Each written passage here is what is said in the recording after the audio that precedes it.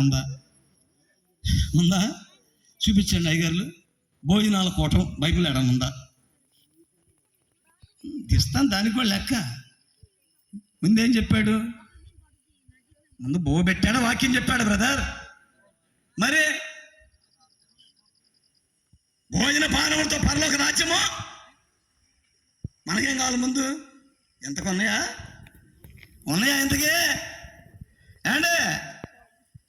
సరే ఉన్నాయన్నా తప్పేం లేదు. మరి భారం ఉందా?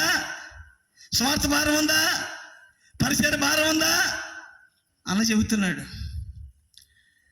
ఆయన చూస్తే ఒకసారి నాకు ఆశ్చర్యం వేస్తూ ఉంటుంది.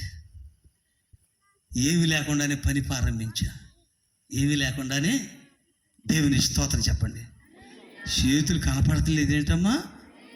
2 చేతులు ఎత్తి ఇల్లయ్య అంటున్నారా, అల్లెలుయ్య అంటున్నారా?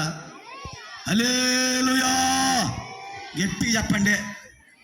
ఎంతమంది ఉన్నారు ఒక్కడిని టరుతుండే ఎంతమంది. అదే పెట్టు పంపులు కాడ పక్కల వాడకట్లు పోట్లాడి పెట్టు. ఇక ఆ గొంత సౌండ్ అసలు ఇప్పుడు ఉపయోగపడదా నోరు. కానీ ఈ స్త్రీ ఎలుగెత్తి కేకేస్తుంది, రండి నేను చేసినవన్నీ నాతో చెప్పిన వాడిని చూద్దండి. ఈయన ఎవరో తెలుసా? మెస్సయ్య, లోకరక్షకుడు. ఆ మాటనండి ప్రజలందరూ చేశారండి. ఎందుకో తెలుసా? యేసును గూర్చిన విశేషం ఆమె చెప్పింది. ఎలా చెప్పగలిగిందో తెలుసా? తన జీవితాన్ని చెప్తున్నాడు. నీకు ఇంకేం చెప్తాడు? వెంటనే తన కుండను విడిచిపెట్టింది. ఏం విడిచిపెట్టిందండి? తన కుండను. తెలుసు మనకి కొండ అంటే ఏంటి? కొండ లాంటిది జీవితం, పువ్వు లాంటిది. కొండ ఏంటండి? మనం ఎవరమండి? కుమ్మరి. ఎక్కడికి వెళ్ళమన్నాడు? ఇర్మియా కుమ్మరి వాడి దగ్గరికి వెళ్ళు. ఈ ప్రజలు కొండలాంటి వాళ్ళ. ఓటుకొండ గెట్టుకొండ తర్వాత సంగతి.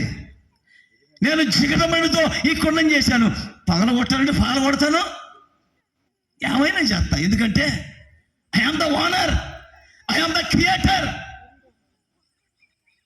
పిల్లరా, పగిలిపోయినటువంటి కొండ లాంటి రక్షణార్థమైన దుఃఖము మారు మనస్సుని. మనుషులే మారుతున్నారు అంతే, మనసులో మాత్రం అదే మనసు అండి. Same to same. మనసు మార్చల్లా, మనిషి మారుతున్నారు. వేషం మారుతుంది, భాష మారదు, మనసు మారదు, అదే ఉండదు యాజ్ ఇట్ ఈజ్గా. కానీ ఈ స్త్రీ అలా కాదు. ఆ కుండను విడిచిపెట్టి పనిలో పని ధవలవర్ణుడు 10,000 మందిలో కూడా నేను అతన్ని గుర్తించగలను. మన పెద్దలు పాడుకునేవారు. నా అదృష్టం ఏంటంటే ఆ మహానుభావుని పిలిచి, ఇప్పుడు ఆయన లేడులే, ఎవరాయనంటే బాపట్ల ప్రశాంతరాజు గారు, నాతో పాటు జెరూసలేంకి వచ్చి ఫ్లైట్ జర్నీ చేసిన ఆయన.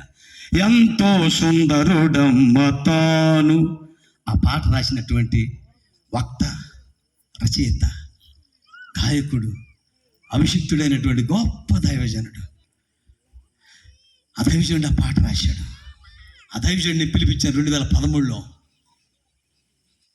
పిల్లరా గమనించండి, నీ ప్రియుడిని గూర్చి, నీ ప్రియుడైన యేసుని గూర్చి నువ్వు చెప్పగలగాలి.